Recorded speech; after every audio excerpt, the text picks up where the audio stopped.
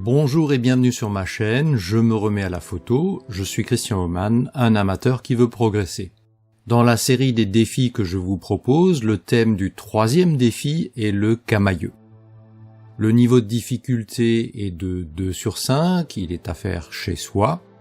Le brief est simple, mettez en scène, composez une image camailleux, et les objectifs de ce défi sont les suivants. S'astreindre à épurer l'image, et ceci plus particulièrement du point de vue de la palette des couleurs.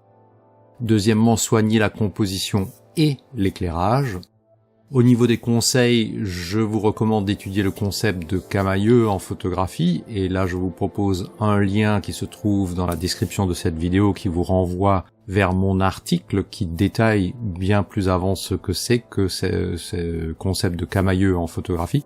Et finalement, utilisez les objets et les scènes autour de vous.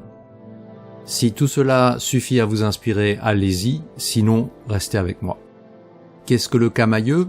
Le camailleux de couleur est une approche artistique qui consiste à utiliser différentes nuances d'une même couleur pour créer des images visuellement cohérentes et apaisantes. Cette technique permet de jouer sur la subtilité des tons, pour raconter une histoire, évoquer une émotion ou simplement donner un aspect esthétique fort à une composition. Pourquoi utiliser le camailleux en photographie ? Les différents arguments sont les suivants. L'harmonie visuelle, en limitant la palette à une seule teinte déclinée en plusieurs nuances, on évite les distractions et on attire davantage l'attention sur le sujet principal. L'émotion et l'atmosphère, dans la mesure où chaque couleur a une symbolique et un ressenti émotionnel. Un camailleux de bleu évoque la sérénité, tandis qu'un camailleux de rouge peut suggérer la passion ou l'énergie. L'effet graphique est minimaliste dans cette technique qui renforce l'impact visuel en simplifiant la lecture de l'image et en mettant en valeur les formes et les textures. Et puis, la cohérence esthétique, notamment dans une série photographique. Un camailleux peut créer une unité et donner une identité forte à l'ensemble du projet. Comme dit, si vous souhaitez en apprendre davantage, je vous renvoie vers l'article sur mon blog Je me remets à la photo, dont vous trouverez le lien dans le descriptif de cette vidéo. L'idée de ce défi dérive d'un exercice sur la maîtrise de l'exposition, dans lequel il fallait prendre des photos correctement exposées d'objets noirs sur fond noir, puis d'objets blancs sur fond blanc.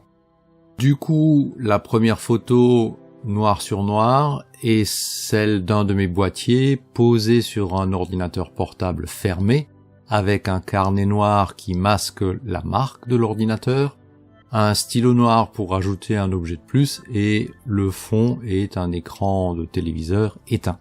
Cette photo illustre l'argument sur l'impact visuel en simplifiant apparemment l'image et en mettant en valeur les formes et les textures. Il y a en effet de multiples états de surface si on analyse attentivement les objets qui composent l'image. Pour obtenir une exposition correcte, il faut recourir au mode manuel et à la mesure de l'exposition sur un carton gris neutre. C'est du moins ce que l'exercice voulait démontrer. Pour avoir essayé de nombreux réglages, je me rends à l'évidence.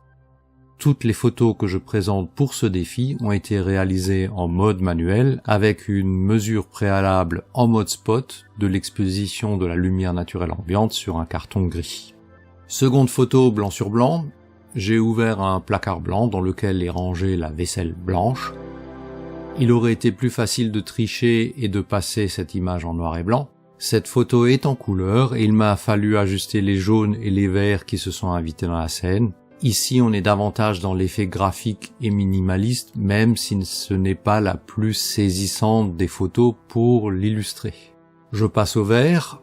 Plus difficile que je pensais, le couvre-lit n'est pas restitué avec son vert émeraude profond et le t-shirt sur son cintre apparaît plus bleu que vert.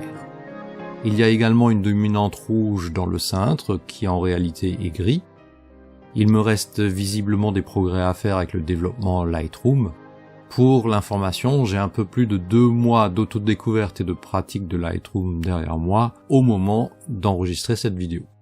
Pour le bleu, il y a 5 objets bleus qui composent cette scène, mon gilet, mon carnet, un stylo, quelques post-it et le coussin bleu qui apparaît discrètement dans le coin supérieur gauche. Terracotta, cette composition souligne l'effet graphique et minimaliste que l'on prête au camailleux. Outre la peinture du mur, j'ai posé un carton entoilé peint dans la même couleur et par-dessus cette bouteille relookée par mon épouse. Je passe au rouge. Pour le rouge, une poche, comme on dit à Bordeaux, siglée en blanc, un polo et une veste. J'ignore si tout ce rouge déclenche des passions, mais il confère un contraste violent au logo blanc et à la poignée tressée noire. Le jury pourrait objecter que ce blanc et ce noir assez présents cassent un peu le côté camailleux, mais personnellement je trouve qu'il rajoute du peps et globalement j'aime bien.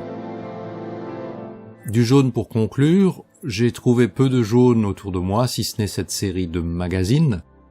Pour cette photo, on peut en appeler à l'harmonie visuelle. Mes photos favorites, noir, bleu et rouge. Et vous, quel est votre avis? Dites-moi en commentaire laquelle de mes photos de ce défi est votre favorite et pourquoi. Avez-vous relevé ce défi vous-même? Qu'en avez-vous pensé? Où peut-on voir vos images?